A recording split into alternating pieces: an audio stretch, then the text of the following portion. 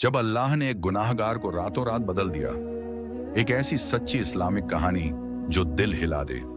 रात का अंधेरा था, हर तरफ सन्नाटा फैला हुआ था, लेकिन एक इंसान ऐसा था जिसकी जिंदगी गुनाहों में डूबी हुई थी।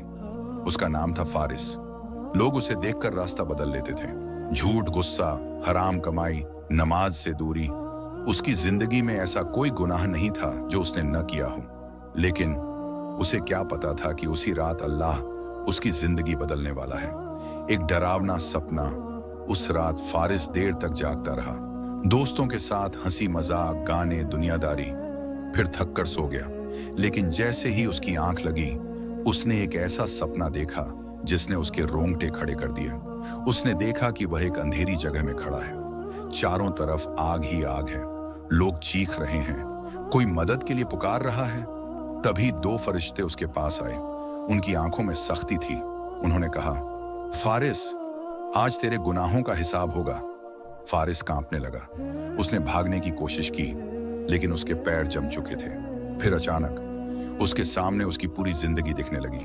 माँ का दिल दुखाना, नमाज छोड़ना, झूठ बोलना, हराम कमाई, सब कुछ। वह जोर जोर से रोने लगा और कहने लगा, या अल्लाह, एक मौका और दे दे, मैं बदल जाऊंगा। और तभी उसकी आंख खुल गई। आंख खुलते ही फारिस का पूरा शरीर पसीने से भीगा हुआ था। दिल बहुत तेज धड़क रहा था। उसने तुरंत मोबाइल उठाया। समय था फजर से कुछ मिनट पहले।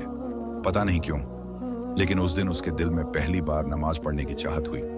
वह वुजू करने गया। ठंडा पानी उसके चेहरे पर पड़ा तो ऐसा लगा जैसे गुनाह धुल रहे हों। फिर वह मस्जिद की तरफ चल पड़ा। रास्ते में उसे अजीब सुकून महसूस हो रहा था। जिस मस्जिद के पास से वह सालों तक गुजरा था, आज पहली बार उसके अंदर जा रहा था। इमाम साहब की बात।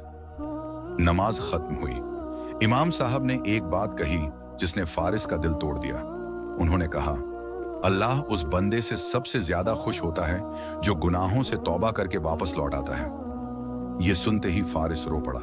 उसे लगा जैसे ये बात सिर्फ उसी के लिए कही गई हो। उसने वहीं बैठकर रोते हुए तौबा की।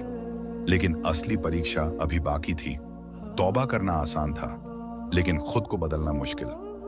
जब वह घर लौटा तो पुराने दोस्त उसका मजाक उड़ाने लगे। अरे मौलाना बन गया क्या? 2 दिन में फिर पहले जैसा हो जाएगा। लेकिन इस बार फारिस चुप रहा। उसने धीरे धीरे हराम चीजें छोड़नी शुरू कर दी।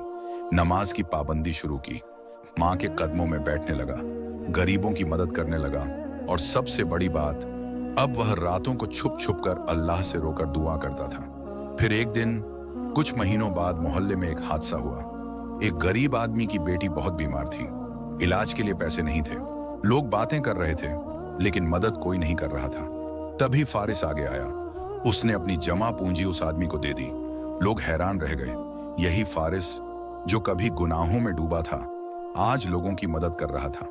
कहानी का सबसे भावुक हिस्सा, एक रात उसकी माँ उसके पास आई। आंखों में आंसू थे। उन्होंने कहा, बेटा, मैंने हर रात तेरे लिए दुआ की थी। आज लगता है अल्लाह ने मेरी दुआ कबूल कर ली। यह सुनकर फारिस फूट फूट कर रो पड़ा।